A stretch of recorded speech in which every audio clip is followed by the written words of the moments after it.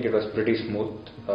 Harsha who runs Buildit, was pretty proactive in like reaching out to us and then ensuring everything works on time. Most of the stuff was done on time. They were very helpful, very easy to reach. Yeah, the most important thing was there was very minimum involvement from our side. So he proactively followed up with people. Some or the other work was happening at all times. So there was never a time where we felt like we don't know what is happening. So he was on top of things and he got everything done on time.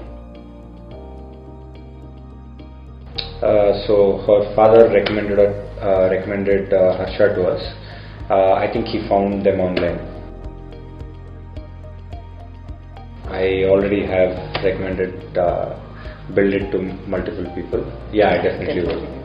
Yeah, I think one thing was the engineer was a person who took everything into account, and he always suggested the best of all the options that were available. So even if it is taking an option which was more expensive or